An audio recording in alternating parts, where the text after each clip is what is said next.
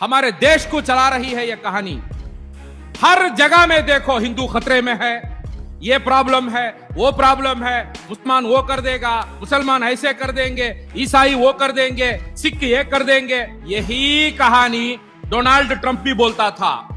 Donald Trump यहां तक क्या कर दिया, अमेरिका के गोरों को डराने के लिए मेक्सिको के दरमियान में एक दीवार बनाने चला गया। दीवाना मेक्सिको के दरमियान में एक दीवार बनाने चला गया, मगर अमेरिका के लोग 4 साल उसको मौका दिए, उसके बाद उसको हराकर उसके ससुराल को भेज दिए।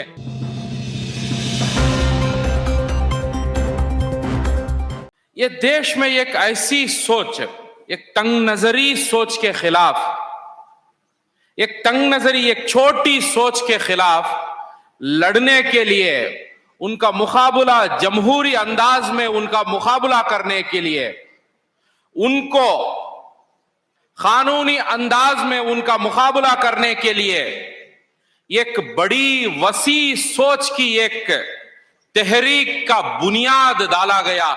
ये फरवरी 17 तारीख का दिन, तारीख इस देश की आजादी के बाद आए हुए अहम तारीखों में एक अहम तारीख का दिन है। ये वंचित कौमों में, कुचले गए समुदायों में जो दिल का दर्द था, जो दिल में जख्मी दिल के जो कौमें थे, वो जख्मी दिलों के लिए एक हिम्मत दिलाने वाली एक तहरीक, उनकी आवाज को गली गली से दिल्ली तक जाकर पहुंचाने वाली एक तहरीक 17 फरवरी को बनाई गई। ये बहुत अहम दिन है। ये 17 फरवरी देश में एक तरफ दंगे फसादात की पॉलिटिक्स, दंगे कत्ल और गारतगिरी आम हो रही थी। उसके बाद हमारे भारत देश में बम ब्लास्ट की एक सिलसिला चल रहा था।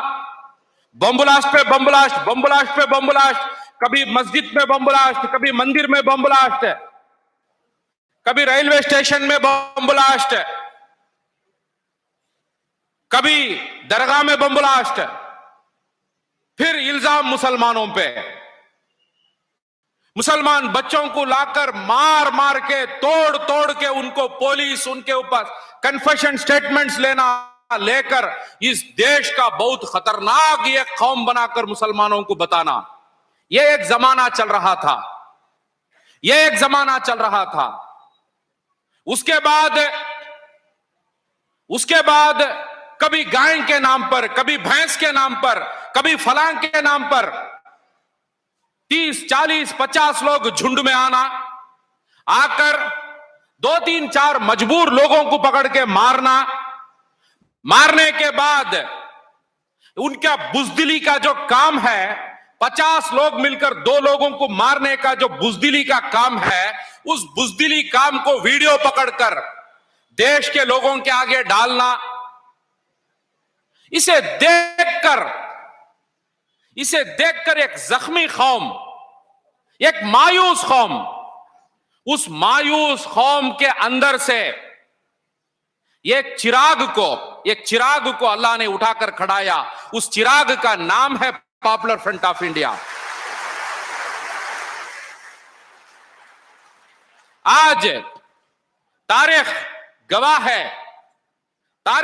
है कौन सी सोच के साथ हम लोग लड़ रहे हैं, कौन सी सोच है, क्या है उनका थॉट प्रोसेस। हाल ही में अमेरिका के इलेक्शंस हुए, मेरे सामने बात किए जो प्रोफेसर साहब भी लाए उसका मिसाल।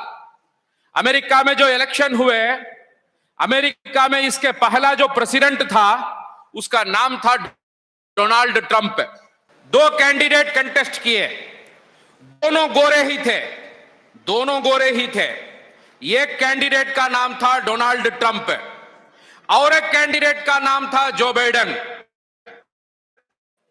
डोनाल्ड ट्रंप के अंदर एक बीमारी, एक कीड़ा उसके अंदर, और उसके मानने वालों लोगों के अंदर एक बीमारी है।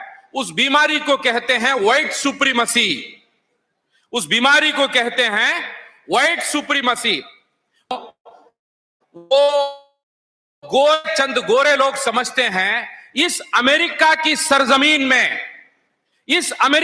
सरजमीन में बाकी जो लोग ये देश के पूरे वसाइल हमारे हैं, बाकी लोग हमारे बराबर नहीं है। They are not equal to us. ये बाकी लोग हमारे से अक्ल में कमजोर है। बाकी लोगों का काम जो है हमारा खिदमत करना है, किसान का काम खेती करना है। हम उसका फैसला लेंगे। जा अडानी को दे, तू जा अंबानी को दे, ये फैसला हम लेंगे। वो मजदूर है। ये सोच है लोगों की। मुसलमानों को दुश्मन बनाकर बताए बाकी हिंदुओं के सामने कि मुसलमान तुम्हारा दुश्मन है। इस मुसलमान से लड़ने के लिए, ये देश को बचाने के लिए आप सब लोग संगठित हो जाओ, संगठित होकर करो बोलकर एक झूठी कहानी बनाए। ये झूठी कहानी ऐसी हो गई, हमारे देश को ये कहानी चला रही है। अभी समझो इस बात को, हमारे देश को चला रही है ये कहानी। हर जगह में देखो हिंदू खतरे में है, ये प्रॉब्लम है, वो प्रॉब्लम है, मुसलमान वो कर देगा, मुसलमान ऐसे कर देंगे, ईसाई वो कर देंगे, सिख ये कर देंगे। यही कहानी डोनाल्ड ट्रंप भी बोलता था। डोनाल्ड ट्रंप यहां तक क्या कर दिया, अमेरिका के गोरों को डराने के लिए मेक्सिको के दरमियान में एक दीवार बनाने चला गया। दीवाना मेक्सिको के दरमियान में एक दीवार बनाने चला गया, मगर अमेरिका के लोग 4 साल उसको मौका दिए। उसके बाद उसको हराकर उसके ससुराल को भेज दिए। तू जा रे बा, इधर बैठने की जरूरत नहीं है। मगर अफसोस की बात, भारत देश में यह आरएसएस इतना काम कर चुका है, लोगों के दिलों में इतना नफरत डाल चुका है, लोगों के दिलों में इतने झूठे कहानियों को डाल डाल के मुसलमानों के बारे में, ईसाइयों के बारे में, बाकी कौमों के बारे में इतने कहानियों को डालकर उनके दिलों में इतना डर बिठा चुके हैं। उसके वजह से इस देश के लोग, सब मालूम रहने के बावजूद ये देश के लोग बीजेपी को वोट करते आ रहे हैं। बीजेपी को इसलिए वोट करते आ रहे हैं भय के खातिर, डर के खातिर। किसका डर? मुसलमानों का डर। हम लोग ये भारत देश में हिंदू मुसलमान किसको मालूम था भाई? किसको मालूम नहीं था? हमारे गांव में हम लोग जब जीते थे, हिंदू मुसलमान ये कोई तफर्रुका नहीं था। हमारे तमिलनाडु में कोई तफर्रुका नहीं था। हमारे अब्बा के दुकान में जो लोग काम करते थे, पूरे हिंदू मुसलमान सब एक ही थे। हमें मालूम ही नहीं था कुछ हिंदू मुसलमान कुछ भी। मगर उधर आकर दीवक जैसा, उधर आकर कीड़ा जैसा लोगों के दिलों के अंदर नफरत को डालकर, लोगों के दिलों को तोड़कर, लोगों के दिलों के अंदर नफरत बनाकर हम लोग भाई भाई, मामू बेटा जैसा जीने वाले लोगों को जमाने से हमें दुश्मन बनाकर, एक के खिलाफ और एक को तलवार उठा के खड़ने वाला, एक के खिलाफ और एक को चाकू उठाकर खड़ने वाला कौम बनाकर ये लोग पावर में बैठने के लिए एक ड्रामा बनाए। वही ड्रामा हमारे देश में अभी चल रहा है। इस ड्रामे को चकनाचूर करके हम फेंकना है। इसकी जिम्मेदारी इस देश के मुसलमानों के खांधे पे है। समझो मेरी बात को। बीजेपी की सरकार जब 2014 में आई, 2014 में आई करके आए, क्या बोले आकर? भाइयों बहनों अच्छे दिन आएंगे, 15 करोड़ आएंगे, वो आएंगे, ये आएंगे, दुनिया भर का झूठ बोले। क्यों बोले वो भी मालूम है आपको। उनको भरोसा नहीं था कि हम लोग इलेक्शन में जीतेंगे या नहीं जीतेंगे। उनको पक्का मालूम नहीं था, मगर उनको मालूम था आरएसएस जो जमीन में काम किया है, हिंदू मुसलमान का जो नफरत बनाकर, उसके वजह से उनको 25% वोट मिलेगा, वो उनको मालूम था। मगर इलेक्शन में जीतने के लिए और 10% चाहिए था। उस वोट के लिए ये 10% के झूठ वो लोग बोल रहे थे। ये वोट के लिए 10% का मिर्ची मसाला था। 2 करोड़ रोजगारी लाएंगे, वो लाएंगे, ये लाएंगे, आसमान तोड़कर हम लाएंगे आपके कदमों में। ये सब 5 सालों में जीरो हो गया। 5 सालों में क्या किए? 5 सालों में जमहूरियत जमहूरियत बोलकर हम बोलते हैं, what is the meaning of democracy? Democracy मतलब क्या है? इंस्टीट्यूशंस, उस देश के इमारत को डेमोक्रेसी कहते हैं। वो देश किस तरीके से चलता है उसको डेमोक्रेसी कहते हैं।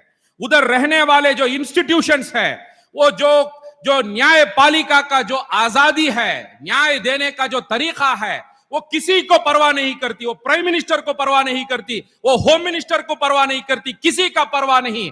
न्याय बोलो तो न्याय, इंसाफ बोलो तो इंसाफ, उसके लिए कहते हैं डेमोक्रेसी। ब्यूरोक्रेसी, एग्जीक्यूटिव किस तरीके से फंक्शन करेगा? चाहे एमएलए 1000 बोले, जो संविधान में है वही मैं करूंगा। होम मिनिस्टर क्या बोले, संविधान में क्या है वही करूंगा। प्राइम मिनिस्टर चाहे क्या बोले, संविधान में क्या है वही मैं करूंगा। इस तरीके की ब्यूरोक्रेसी, उसको कहते हैं डेमोक्रेसी, उसको कहते हैं डेमोक्रेसी। मगर हां, हमें मालूम है हर सरकार में यह होता है, हर सरकार में यह होता है। जो लोकल एमएलए सर्कल इंस्पेक्टर को बुला के बोलता है वो जाकर आप करो, वो करो बोलकर जाके सर्कल इंस्पेक्टर करता है। ये पुरानी कहानी है भारत की। मगर उसका एक हद था, उसका एक लेवल था। अभी उसका लेवल सब खत्म हो गया, उसका लेवल सब खत्म हो गया। डेमोक्रेसी के इंस्टीट्यूशंस का एक ही काम हो गया, उनका काम एक है, आरएसएस के तालों में सुर मिलाकर काम करना। पूरा देश का एक ही काम हो गया, जो आरएसएस बोलती है वो करना है। जो भी आरएसएस का केस डालेंगे, जो भी उनके खिलाफ बात करेंगे, उनके घरों को रेड करेंगे, जो भी उनके खिलाफ आवाज बुलंद करेगा, उनके ऊपर झूठे इल्जामात लगाएंगे। ये पूरे 5 सालों में मिस्टर मोदी की कामयाबी क्या है? हमारे देश के जो डेमोक्रेटिक इंस्टीट्यूशंस है, इंस्टीट्यूशंस को फना करके, उसको बात करके खत्म करना, ये इनकी कामयाबी थी। ये इनकी कामयाबी थी पिछले 5 सालों में। आजादी से काम करने वाला जुडिशरी, उसकी हकीकत क्या है, उसकी असलियत क्या है, आज क्या उसकी स्टेटस है, उसके बारे में मिलूंगा आपको। क्या उसकी स्टेटस है आज? भाइयों, बाद में ये 5 साल के बाद जब इलेक्शन हुआ, 2019 का इलेक्शन, उसमें 2 करोड़ रोजगारी, 15 लाख कुछ बात नहीं करे ये लोग, क्योंकि उन पक्का जीतने वाले हैं, हम पक्का जीतने वाले हैं। तो जैसा पुलवामा में जो हमला हो गया के बाद इनको यह मालूम होगा, ये लोग क्या किए, उसके बाद ये लोग क्या किए, बीजेपी के एमपीज, बीजेपी के लीडर्स आकर इलेक्शन कैंपेन क्या बोलकर इलेक्शन कैंप किए। कर्नाटक का एक एमपी सिरसी इलाके का, वो आकर बोला था ये इलेक्शन नहीं है, इदु ಒಂದು धर्म युद्ध, ये धर्म का युद्ध है। ये कहां भाई बोलता है ये? भारत देश में, जिस देश में 30 करोड़ मुसलमान है, जिस देश में 5 करोड़ ईसाई है, जिस देश में 3 करोड़ सिख है, जिस देश में 25 से 30 करोड़ दलित है, जिस देश में अलग अलग खुदाओं को मानने वाले, अलग अलग मजहब को मानने वाले लोग जीने के देश में, एक ऐसे जमहूरी मुल्क में एक बीजेपी का लीडर आके कहता है ये क्या है, ये इदु ಒಂದು धर्म युद्ध, यह धर्म का युद्ध है। ये बाद में इलेक्शन हुआ, इलेक्शन होने के बाद बीजेपी जीत कर आई। जीत कर आने के बाद क्या किए, पूरे 1-1.5 साल क्या हुआ आप लोग देखे। पहला क्या किए, पहला ट्रिपल तलाक, बड़ा फिक्र था मुसलमान बहनों का, इतना फिक्र पीएम मोदी को तो वाह बोलो मत, बहुत फिक्र था, इतना फिक्र, अपने बीवी को छोड़कर बाकी बहनों का फिक्र।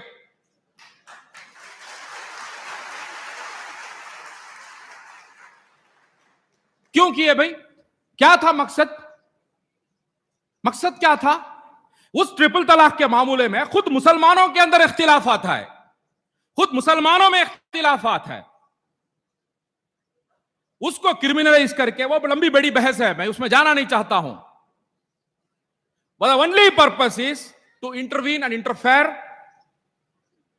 in the Muslim Personal Law Board. मुसलमानों की शरीयत में मुदाखिलत करना, मुसलमानों की शरीयत में मुदाखिलत करना, यह इनका इंटरेस्ट था. जाकर ट्रिपल तलाक का कानून बनाए. उसके बाद क्या किए? आर्टिकल 370 का अब्रोगेशन किए. कश्मीर का जो हिंदुस्तानी कॉन्स्टिट्यूशन के साथ जो कनेक्शन था उसका अब्रोगेशन किस तरीके से किए? वहां की पुलिस को बोले तुम तुम्हारे बंदूक को सरेंडर करो, तुम तुम्हारे बंदूक को जाकर वहां जाकर तुम कंप्लीट इस कंट्रोल में देकर, उसके बाद क्या करे? इंडिया की आर्मी को उतारे, पूरा सिस्टम करे, सब करके. भाई आप कश्मीर को लेना चाहते हैं तो कश्मीरी लोगों को भी लेना है, उनको दिलों से. यह हथियार बताकर कहां से कौन सा राज कब चलेगा? कोई नहीं चलेगा, दुनिया नहीं चली ऐसा. बंदूक वाले को रखकर कितने साल चलाएंगे आप? जमहूरियत तो बंदूक वाले से नहीं चलती है. जमहूरियत लोगों का दिल जीत कर चलाना पड़ता है. जमहूरियत को ताकत से नहीं चला सकते नहीं. ये नागपुर के जो सोच है, ये देश को बर्बाद करके चले जाएंगे. जमहूरियत ऐसा नहीं चलेगा. ताकत के बलबूते पे आप जाकर इंटरनेट नहीं, वो नहीं, ये नहीं, रोड में आप लोग नहीं आ सकते. ये ऐसी हालात बनाकर छोड़े. पूरी दुनिया हिंदुस्तान के बारे में जाकर बात करी, पूरी दुनिया हमारे भारत देश के बारे में बात करी. पॉपुलर फ्रंट हजारों बार इस बारे में बोल रहा था कि आप कश्मीरी लोगों को साथ में लो. कश्मीर हमारा इंटीग्रल पार्ट है, कश्मीर हमारा अभिन्न हिस्सा है. कश्मीरी लोगों को दिल से आप साथ में लो. सिर्फ और सिर्फ वो लोग मुसलमान रहने के वजह से आप उनके साथ वैसा रवैया करेंगे तो ये लड़ाई आप कितने साल उनके साथ लड़ते रहेंगे, कितने साल लड़ते रहेंगे. उनको जेलों में डालकर, उनको आतंकवादी आतंकवादी आतंकवादी कितने साल ये ड्रामा चलते रहेगा. कितना. हां, जो लोग गलत किए उनको सजा दो, जो लोग गलत किए उन पे कार्रवाई करो. मगर जो ब्लैंकेट ट्रीटमेंट, जिस तरीके से पूरी समुदाय पे, पूरी कौम पे जिस तरीके का रवैया आप लोग किए, उसका अंजाम क्या रहेगा? बच्चे बच्चे तक वो जहर रहेगा, नस्ल नस्ल तक वो जहर रहेगा. क्या फलस्तीन और गाजा बनाना चाहते हैं? क्या वो बनाना चाहते हैं भारत देश में? और उसमें कामयाब हो जाएंगे आप लोग? वो हो नहीं सकता है. ये तंग नजरी आरएसएस वालों को मालूम नहीं है, हो नहीं सकता है वो. बाद में क्या हुआ? ऐसे आरएसएस के प्रोग्राम में बीजेपी आरएसएस के लीडर्स आके कहते हैं, मोदी जी आपको कानून बना दिए, अभी आप जाकर कश्मीर में जमीन खरीद सकते हैं. तो उधर बैठे हुए जो आरएसएस के जो अंधभक्त है, उनको अक्ल कुछ नहीं है, वो लोग हाथ ताली मारते हैं. उसको मालूम नहीं है, उन्हें परभणी में 4 गज जमीन खरीद नहीं सकता. वो ताली मारता है, मैं जाके कश्मीर में जमीन खरीद लूंगा.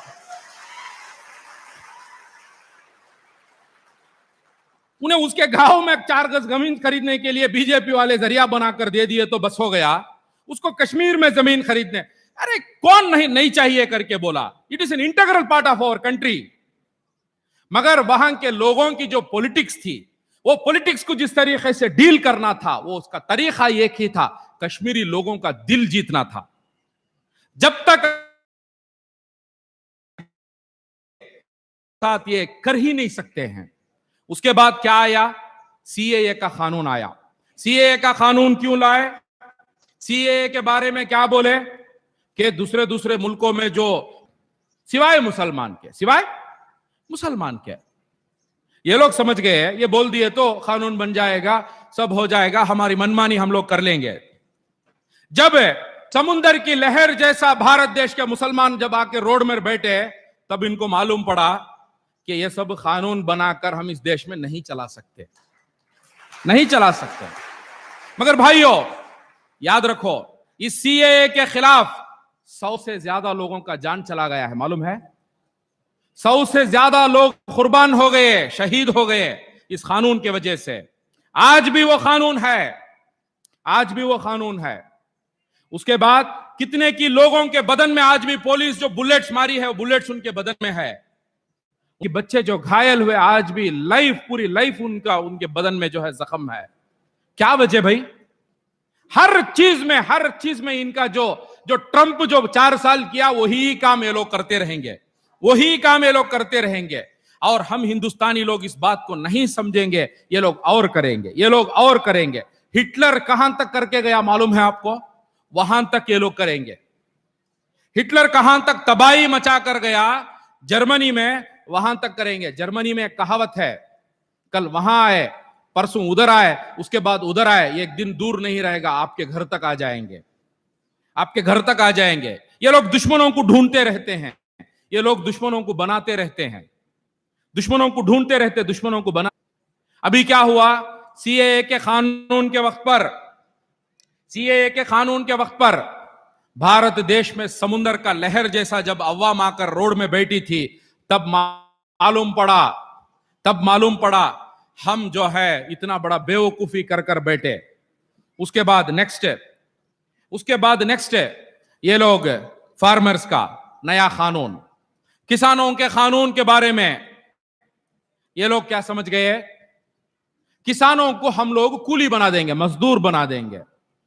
और एक प्रॉब्लम क्या है, प्राइम मिनिस्टर बहुत बड़ा झूठा आदमी है, बहुत बड़ा झूठा है। कब सच बोलता है, कभी क्या बोलता है, किसी को मालूम नहीं। लोगों को शक, देश के 60-70% लोगों की इस आदमी पे शक है, शक। ये जो लंबी दाढ़ी है इसके पीछे भी अभी शक है। क्या है इसके पीछे का ड्रामा? क्या है भाई इसके पीछे? क्या है, क्या है इसके पीछे? कुछ तो है इसके पीछे। क्यों कर रहे हैं ये सब चीज? जब किसानों का कानून लाए, कोई किसान संगठन से चर्चा नहीं, कुछ भी नहीं, क्या भी नहीं, कानून लाकर डाल दिए। समझ गए ये लोग डाल देंगे कानून तो लोग मान लेंगे। फिर एक समुद्र का लहर बाहर आया, फिर एक समुद्र का लहर बाहर आया। वही जो सीएए में आजमाए है वही इसमें भी आजमाए। क्या बोले? ये खालिस्तानी है, ये टुकड़े टुकड़े गैंग है, ये जिहादी लोग है, ये खतरनाक लोग है, ये जो है पाकिस्तान से पैसा लेकर आए। क्या क्या बोले हमारे किसानों को, क्या क्या बोले हमारे किसानों को। अभी मालूम हो गया ये बीजेपी आरएसएस वालों से मुकाबला करना है तो ये काम हम करना है, पहले कान में रुई रख लेना चाहिए। ये क्या भी बोलेंगे, इनके बकवास को हम लोग सुनना नहीं चाहिए। हम हमारे मकसद को पूरा करने के लिए, हम हमारे बच्चों को इस देश में इज्जत की जिंदगी देने के लिए, हम इस देश के संविधान को बचाने के लिए हिम्मत के साथ आगे बढ़ते ही रहना चाहिए, आगे बढ़ते ही रहना चाहिए। इनके बातों में आकर हम लोग घबराएंगे। ये लोग झूठे ऐसे ऐसे कहानियों को बनाते हैं, बाद में यही लोग जाकर उस किसानों से बैठकर 10 मीटिंग किए। जिसको ये लोग खालिस्तानी बोलकर बोलते थे, जिसको ये लोग आतंकवादी बोलकर बोलते थे, जिसके बारे में क्या क्या झूठी तोहमत लगाते थे, उनके साथ बैठकर 10 मीटिंग करे। मीटिंग करने के बाद क्या बोले? मीटिंग करने के बाद क्या बोले? 18 महीने को ये कानून को मैं रद्द कर दूंगा। ये 18 महीने क्या अच्छे दिन बाद में आने वाले हैं? ये 18 महीने के बाद अच्छे दिन आने वाले हैं कि उसके बाद आने वाले हैं? क्या है इसके पीछे मकसद? सिर्फ इतना ही मकसद है, मेरी अना को मैं गिरने नहीं दूंगा, मेरा जो तकब्बुर है या मेरा जो ईगो है इसको मैं गिरने नहीं दूंगा। और याद रखो, इस देश का किसान और इस देश का मुसलमान आपके ईगो को चकनाचूर करने ही वाला है, चकनाचूर करने ही वाला है, उसमें कोई शक नहीं।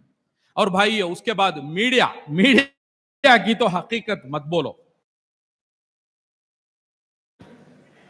सुबह शाम हिंदू मुसलमान, सुबह शाम हिंदू मुसलमान। अरे भाई, हिंदू मुसलमान इस देश का इंटीग्रल पार्ट है, वो हमारे देश का हिस्सा है। हिंदू नहीं तो ये भारत देश नहीं, मुसलमान नहीं तो ये भारत देश नहीं। They are integral part of the country.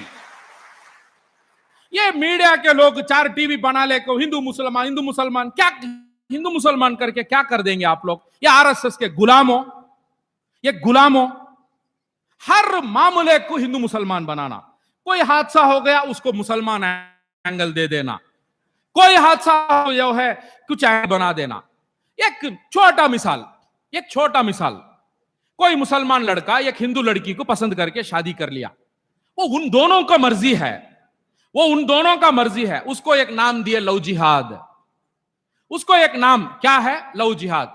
मुसलमानों को दूसरा कोई काम नहीं है अब, हिंदू लड़कियों को ढूंढ ढूंढ के लेटर में लिखना, अब उनको ढूंढ ढूंढ के पकड़ के शादी कर लेकर भागना, दूसरा काम ही नहीं है। यही काम है मुसलमानों का भी। ये कौन बताता है? हमारे देश की मीडिया। अब उसके लिए कानून, मध्य प्रदेश में कानून, उधर कानून, उत्तर प्रदेश में कानून, कर्नाटक में कानून। क्या के लिए कानून? लव जिहाद को बचाएंगे, लव जिहाद को बचाएंगे। अब लव जिहाद को बचाएंगे बोले तो ना लव करेगा, शादी नहीं करेगा। अब क्या करेगा तू? अब क्या करेगा?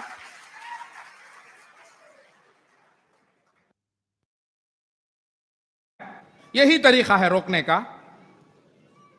इंसान है वो लोग, इंसान है वो लोग।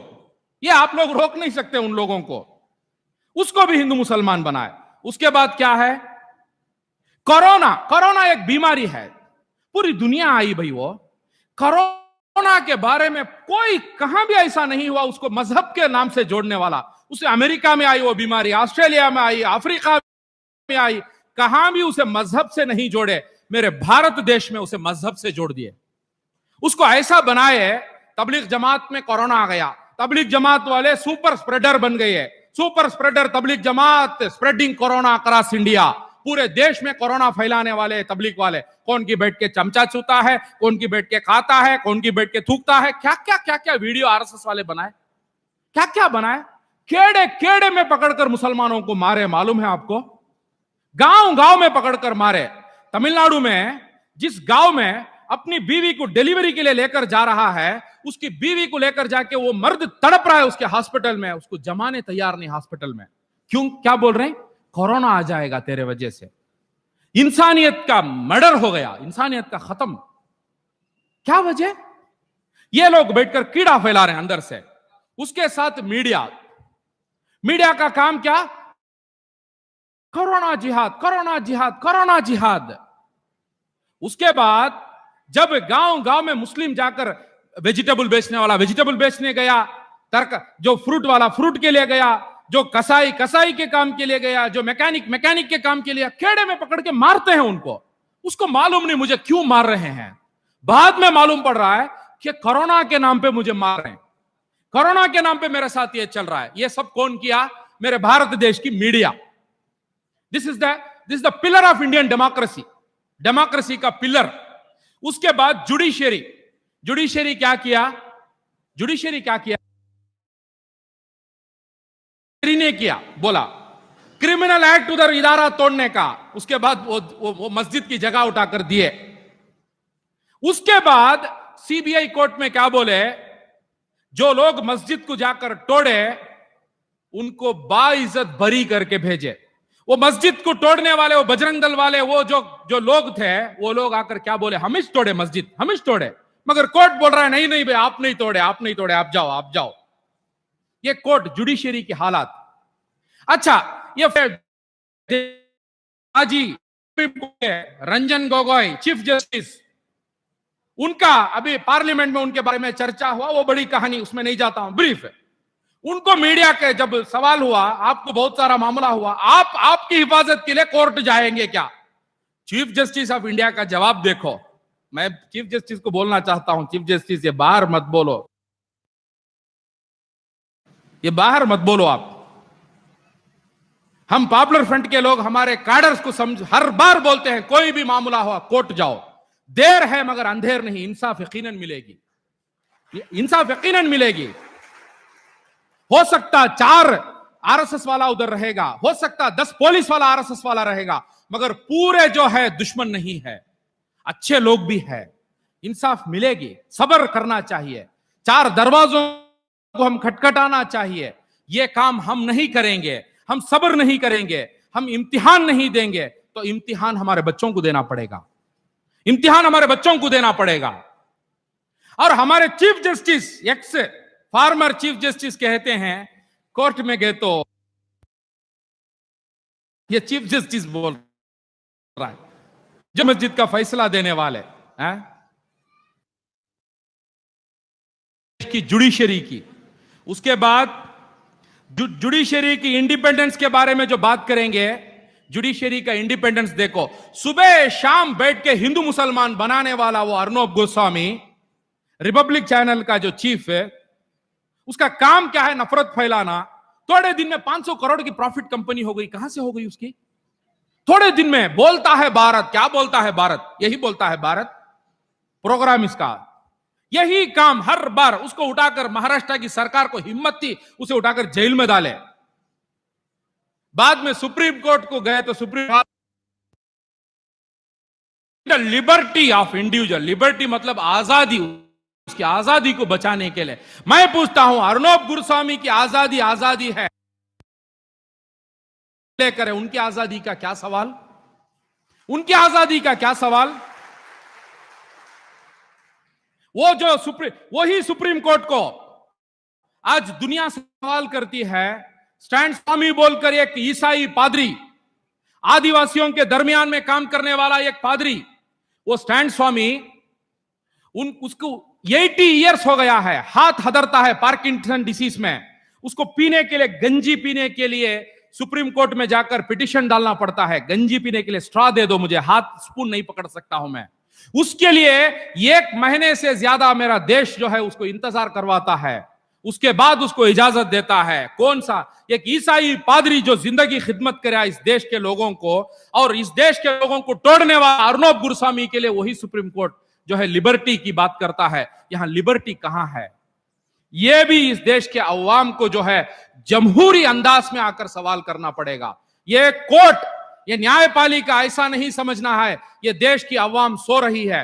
The people are sleeping, we can do whatever we want to make our boss happy. हमारा जो बॉस, हमारा आका है सरकार में, उसको खुश करने के लिए हम क्या भी चाहिए कर सकते हैं। यह ऐसा हमारा कोर्ट भी नहीं लेना चाहिए। इस कोर्ट को भी हम पैगाम देंगे कि हमारी अवाम सो नहीं रही है, हमारी अवाम इंसाफ पसंद अवाम है। We want justice. हम इंसाफ के लिए आवाज बुलंद करते ही रहेंगे।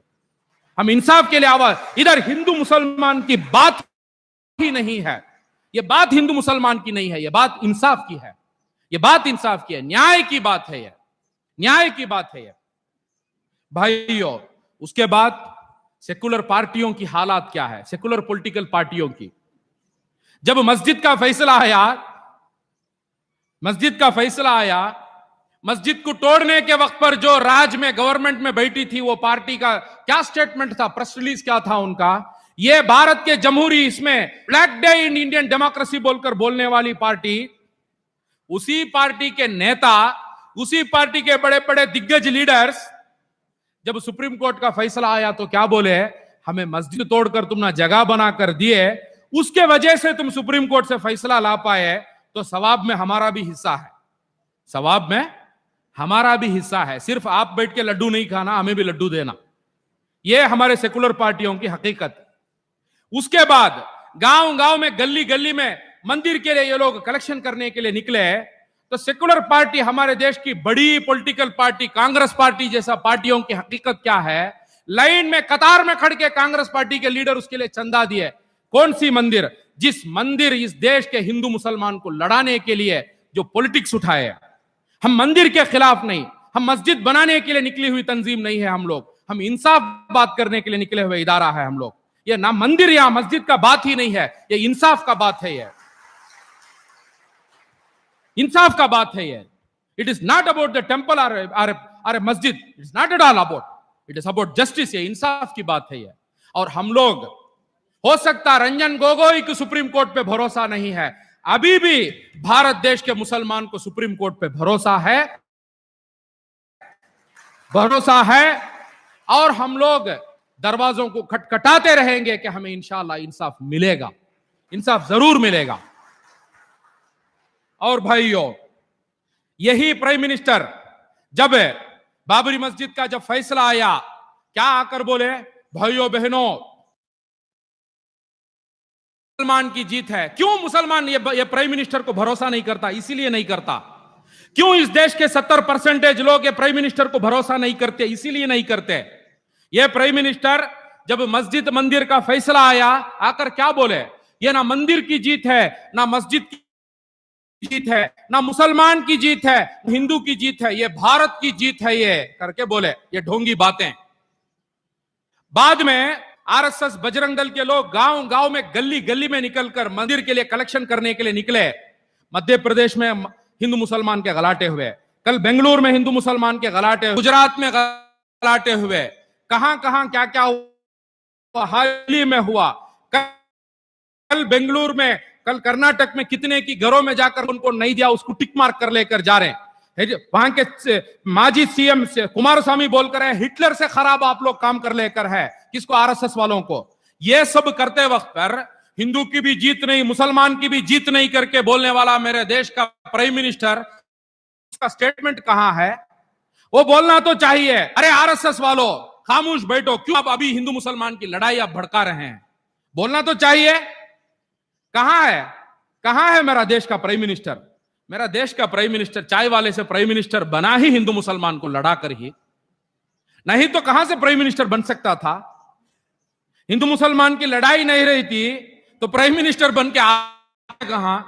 और ये लड़ाई जारी नहीं रहती और वो कुर्सी में बैठते कहां? लड़ाई जारी नहीं रहती, ये बीजेपी के एमएलए सब जीत के आते कहां? वो लड़ाई रहने के वजह से ये लोग इलेक्शन में जीत लेकर, जीतकर थोड़ी लोगों का खिदमत करके, थोड़ी इस देश का संविधान के प्रति लोगों के सर्विस देकर, लोगों के लिए आकर संघर्ष करके ये लोग इलेक्शन में जीते। सिवाय और सिवाय लोगों को लड़ाने के अलावा क्या किए ये लोग? क्या किए ये लोग? कुछ नहीं किया। इनका बायोडाटा निकाल कर देखो, इसके अलावा आपको कुछ नहीं मिलेगा। और फाइनली आता हूं मुस्लिम कम्युनिटी की सोच के बारे में। हमारा सोच क्या है, हमारा नजरिया क्या है? भाइयों, हमारी सोच को हम बदलना चाहिए, हमारे नजरिए को हम बदलना चाहिए। यह देश सबका है और यह देश इनका ही रहेगा। इसको रत्ती बराबर भी हम बदलने नहीं देंगे, रत्ती बराबर भी हम बदलने नहीं देंगे। उसके दरमियान में कांटा बनकर, उसके दरमियान में एक बहुत बड़ा एक रुकावट बनकर एक तहरीक उठकर खड़ी है। उस तहरीक का नाम पॉपुलर फ्रंट ऑफ इंडिया है। इसे रत्ती बराबर लेंगे। आप लोग समझ गए, will keep the constitution in script and we will put Manusmriti in spirit, we will not let that happen. ये लोग समझ गए, संविधान को स्क्रिप्ट में रख देंगे, किताब में मूठा बनकर, और मनुस्मृति को ये लोग लागू कर लेंगे। हम लोग हर कदम में आपको रोकेंगे, हम लोग हर कदम में आपको रोकेंगे, आपको आगे बढ़ने हम लोग नहीं देंगे। जन समुदाय को हम लोग तैयार कर लेकर है। इस देश का इंसानी समुंदर 130 करोड़ बोलकर जो मिस्टर मोदी देश चला है तो संविधान बुनियाद चलाना है, यह हिंदू मुसलमान के बुनियाद पर नहीं चलाना है। भाई, मुस्लिम समुदाय की सोच, मुस्लिम समुदाय की सोच क्या है? डरे हुई, खौफज़ादा, एक तंग नजरी। हर मुस्लिम संघ ही सही हूं, हर मुस्लिम जमात, हर इदारा, हर मसलक वाला समझता है मैं ही सही हूं। कोई इदारा जो है लोगों को नमाज के लिए बुलाता है, वो समझता है मैं ही सही हूं। कोई इदारा जो है औरत बच्चियों को निकाह कराने का काम करता है, वो समझता है मैं ही सही हूं, मेरे सिवाय पूरे गलत है। कोई इदारा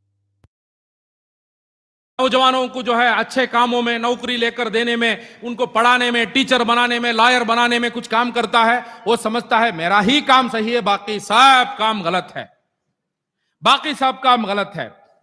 कोई क्या करता है जो है मैं वक्फ बोर्ड के प्रॉपर्टियों के लिए, वक्फ बोर्ड के जो प्रॉपर्टियों को बचाने के लिए मैं काम करता हूं, तो वो समझता है मेरा ही काम सही है, बाकी सब काम अभी जरूरत ही नहीं है। हम पॉपुलर फ्रंट के लोग कहते हैं ये सब काम की जरूरत है, यह सब काम की जरूरत है, मगर उसके साथ आपके सोच में और एक इजाफा आना है। You have to add one more important point, तुम्हारे दिमाग में और एक चीज आना जरूरी है। इंसाफ के संघर्ष में आप सब लोगों को जुड़ना चाहिए, न्याय के संघर्ष में आप सब लोगों को जुड़ना चाहिए। आप जो भी काम कर लेकर है उस काम को अच्छे अंदाज से करो, कोई आपको आके रोकता नहीं, कोई आपको आकर कहता नहीं आपका काम अच्छा काम नहीं, आपका काम सही काम नहीं, आपका काम करो। मगर उसके साथ इस देश में अन्याय के खिलाफ एक न्याय का, एक संघर्ष का जब आवाज बुलंद होती है, उस वक्त पर न्याय के साथ आप आकर खड़ना, यह आपकी जिम्मेदारी है, आपकी जरूरत है, वो यह आपकी जरूरत है वो। और दुनिया में अन्याय और न्याय के बारे में, अन्याय और न्याय के बारे में इस्लाम से कौन अच्छा बोलकर गए? सल्लल्लाहु अलैहि वसल्लम आकर बोले राइट एंड रॉन्ग, न्याय और अन्याय के बीच में इस्लाम क्या कहता है? क्या कहता है इस्लाम? जब एक अन्याय तेरे आंखों के आगे चलता है, जब एक अन्याय होता है, उस अन्याय को जाकर रोकना तेरा दीनी कर्तव्य है। तो जाके रोकना है उसको, और वरना कम से कम उसके खिलाफ लिखना है, उसके खिलाफ बोलना है, उसके खिलाफ हिम्मत के साथ आवाज बुलंद करना है। वरना कमजोर दर्जा है, तेरा ईमान का कमजोर दर्जा है। हमें शुरू करते हैं कमजोर दर्जे से, हमें शुरू करते हैं कमजोर दर्जे से। अभी वो कमजोर दर्जे से नहीं चलेगा। अन्याय को रोकने के लिए आप लोगों को पड़ेगा। किसी पर भी कहां भी अन्याय होता है, उस अन्याय के खिलाफ आकर खड़ना, ये हमारी हमारी हमारी इस्लामी जिम्मेदारी है। ये it is our Islamic responsibility. क्या भी बना लो, अन्याय और न्याय की सोच नहीं है, तुम कुछ भी बना लो, उसका कोई फायदा नहीं। बहुत सारे तंजीम बोलते हैं हम आईएएस आईपीएस ऑफिसर्स को बनाएंगे, हम जो है हमारे बच्चों को टीचर बनाएंगे, हम जो है हमारे बच्चों को एडवोकेट्स बनाएंगे। आप एक आईपीएस ऑफिसर को बनाए, आप एक टीचर नहीं, उसके अंदर न्याय और अन्याय की सोच नहीं, वो आईपीएस ऑफिसर कौन से काम का लायक है? वो गुलाम आईपीएस ऑफिसर है, वो गुलाम है वो। मैं कितने आईपीएस ऑफिसर्स को जानता हूं मेरे तंजीमी तजुर्बे में, कैसे डरपोक लोग हैं वो मालूम है? ऐसा डरपोक लोग हैं वो, उनकी पूरी जिंदगी प्रमोशन, पूरी जिंदगी चार कौड़ी का पैसा कमाना, पूरी जिंदगी जो है एक अच्छी प्रॉपर्टी बना लेना, और पूरी जिंदगी प्रमोशन के लिए जीकर मर जाना, इतना ही है, इतना ही है। यह अन्याय है, यह न्याय है, यह गलत है। यह मामले में मैं सर नहीं झुकाऊंगा। कितने ऑफिसर्स हैं, कितने लोग हैं? How many? बहुत कम, और खासकर मुस्लिम समुदाय में और कम, और कम। जब बाबरी मस्जिद का मामला था, बाबरी मस्जिद का मामला था, दानिशमंद मुस्लिम समुदाय के लोग क्या कर लेकर थे? जो तालीमी याफ्ता लोग हैं, रिटायर्ड लोग हैं, बड़े बड़े ऑफिसर्स, बड़े बड़े जज, बड़े बड़े टीचर्स, बड़े बड़े ऑफिसर्स, ये सब लोग आईएएस रिटायर्ड, आईपीएस रिटायर्ड, ये पूरे लोग एक संगठन बना लिए। रिटायर्ड इंटेलेक्चुअल्स, रिटायर्ड ऑफिसर्स, सब मिलकर एक संगठन बनाकर क्या बोले? हम लोग मोदी जी के सरकार कहते हैं आप जमीन ले लो, आप जमीन ले लो, लेकर ये भारत देश में जो हिंदू मुस्लिम गलाटा है उसको खत्म कर दो, मसला है उसको खत्म कर दो। पॉपुलर फ्रंट के लोग हम बोलते थे, न्याय जब नहीं हो जाएगा अमन नहीं आएगा। न्याय की बुनियाद पे अमन आता है। Justice required for peace. अमन आने के लिए न्याय होना जरूरी है।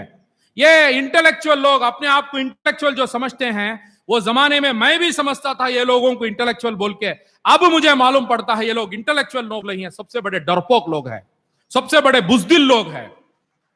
ये बुजदिल लोग जाकर हमारा जमीन दे दो, हमारा वो दे दो, हमारा ये दे दो, सरेंडर हो जाओ, सरेंडर हो गए तो हम कामयाब हासिल करेंगे। अभी क्या हो गया? आप जमीन दे दिए, मसला हल हो गया क्या? गांव गांव गली गली में कितने गलाटे हुए। कल बेंगलुरु बिस्मिल्लाह नगर में गलाटा हुआ, क्या आप लोग आके रोकेंगे? रोकने के लिए कोई गया? पॉपुलर फ्रंट वाला गया उधर। मध्य प्रदेश में हाल ही में गलाटा हुआ मंदसौर में, कौन गया? पॉपुलर फ्रंट वाला गया। कौन गया उधर? उत्तर प्रदेश में कुछ मामलात हुए, कौन गए उधर? पॉपुलर फ्रंट वाला गया। तो भाइयों, ये डरपोक लोग अपने आप को समझते हैं, अपने आप को तालीम याफ्ता बोल के समझते हैं, ये लोग, मैं उनको कहता हूं अल्लाह के लिए खामोश आप लोग बैठो, आपका वक्त खत्म हो गया है, आप खामोश बैठो। हम लोग ये न्याय के संघर्ष में हम लोग आकर ये न्याय की आवाज को बुलंद करेंगे। इंशाअल्लाह जरूर इस देश में इंसाफ का एक निजाम को कायम करेंगे, संविधान के निजाम को कायम करेंगे, संविधान के निजाम को कायम करेंगे। अभी क्या हो जाएगा? अभी क्या हो जाएगा? अल्टीमेटली क्या हुआ? अल्टीमेटली क्या हुआ? अभी काशी का मस्जिद का मामला शुरू हुआ, मथुरा का मस्जिद का मामला शुरू हुआ। ये इंटेलेक्चुअल लोग आप जाके रोक देंगे? दानिशमंद अपने आप को समझते हैं जाके रोक देंगे? ये डरने से, डरपोक बातें करने से कुछ होने वाला नहीं है। और आपका दुश्मन भी चाहता है आप डरे, आपका दुश्मन भी चाहता है आप डरपोक बातें करें। और दूसरी बात, आप जो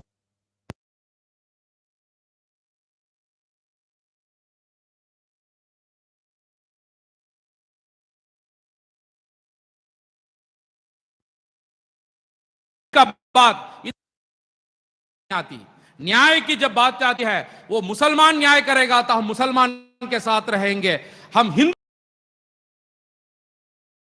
यहां तक पॉपुलर फ्रंट ऑफ इंडिया हजारों बार इस बात को वाजे कर चुकी है। हम यही कहते हैं, जिस तरीके से ये मिसाल में बोलकर मेरी बात को शुरू किया, there is a difference. Trump भी गोरा है, बाइडेन भी गोरा है, मगर ट्रंप और बाइडेन में एक ही फर्क है, ट्रंप समझता है मैं सुपीरियर हूं, मैं दूसरों से ऊपर हूं। फर्क इतना ही है। ये देश को ब्राह्मण रूल कर सकता है, कोई प्रॉब्लम नहीं है, हम उसको साथ देंगे, मगर मैं दूसरों से ऊपर बोल के जो समझने वाला है, हम उसको साथ नहीं देंगे। हम उसको साथ देंगे, मगर दूसरों से ऊपर बोल के जो मुसलमान जिसको समझता है, हम उसको जरूर साथ नहीं देंगे। ये बात न्याय और अन्याय का बुनियाद है, ये इंसाफ का तकाजा है। ये this is the fundamental of justice, इंसाफ का तकाजा है। और ये जो सुप्रीम, ये बीमारी बुद्धिस्टों में भी है। बर्मा में जो मुसलमानों को जो मार लेकर है बुद्धिस्ट, वो कौन है? कौन है वो लोग? श्रीलंका में जो कर लेकर है वो कौन है? वो तमिलनाडु में जो मुसलमानों के खिलाफ मिलापी कर लेकर है वो कौन है? वो लोग। तो ये एक बीमारी है। ये आज वो बीमारी का लीडरशिप, आज वो बीमारी का जो दीपक आरएसएस के हाथ में है, उसके खिलाफ हम लोगों को इकट्ठा होकर करना पड़ेगा। इस सफ में जो भी आता है हम उसको साथ में लेकर जाएंगे। इस सफ में कौन भी आता है न्याय के लिए, इक्वालिटी के लिए हमारे साथ कौन भी आता है, हम उसको साथ में लेकर जाएंगे। और उसके खिलाफ कौन भी आता है, हम उसको बोलेंगे हम आपके साथ नहीं है, हम आवाज बुलंद करते हुए आगे जाते ही रहेंगे। भाइयों, आप लोगों को मालूम है, कल के दिन न्यूज में आया था कि उत्तर प्रदेश में पॉपुलर फ्रंट के 2 मेंबर्स को अरेस्ट किए हैं कि वो लोग उत्तर प्रदेश में बम धमाका करने के लिए चले गए थे। वो भी कैसा बम धमाका?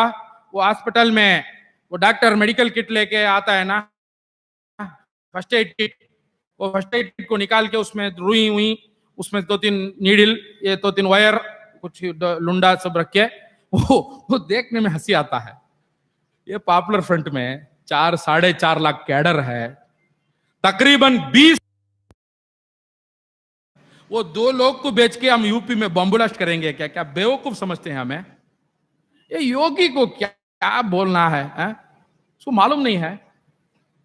बम ब्लास्ट करने के लिए हम केरला से, बिहार से उनको आकर कहां भेजेंगे?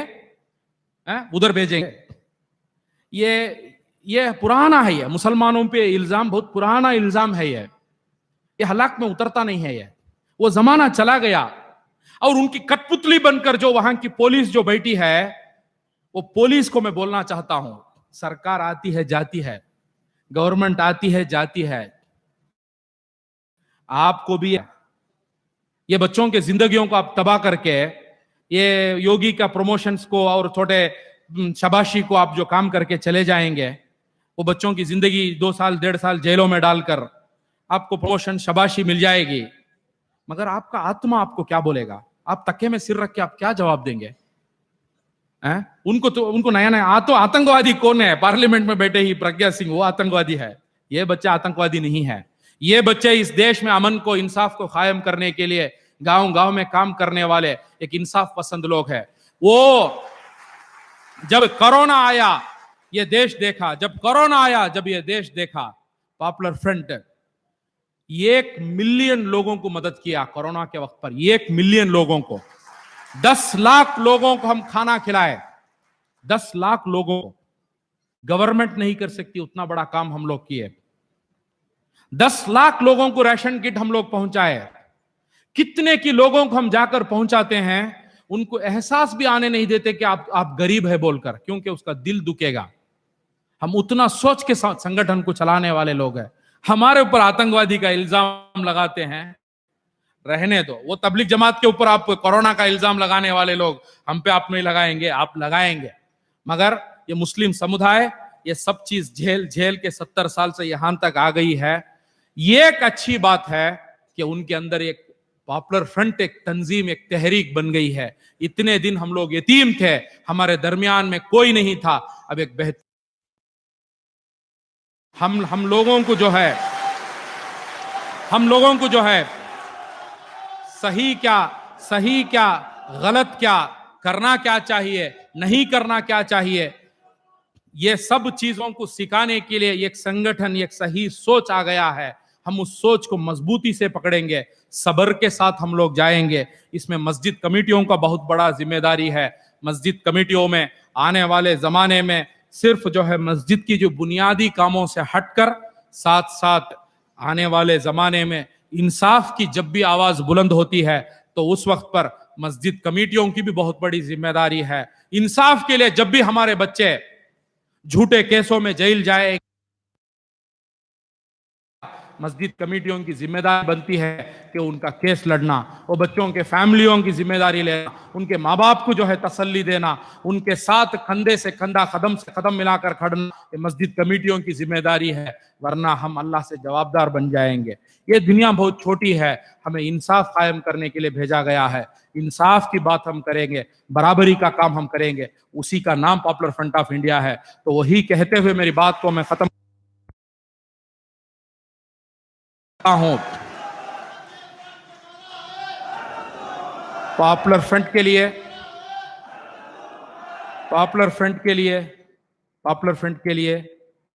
नहीं, इस देश के लिए पॉपुलर फ्रंट के साथ आप जुड़कर खड़ो। पॉपुलर फ्रंट के लिए नहीं, पॉपुलर फ्रंट तो कुर्बानी देने के लिए आई है। इस देश के लिए, इस देश के अवाम के लिए, इस देश की जो है भाईचारा के लिए पॉपुलर फ्रंट के साथ आप जुड़कर खड़ो। इंशाअल्लाह वो अच्छा दिन बोलकर हमारे देश के प्राइम मिनिस्टर बोले, वो अच्छा दिन, वो झूठ बोले मगर सही अच्छा दिन जरूर आने वाला है इंशाअल्लाह।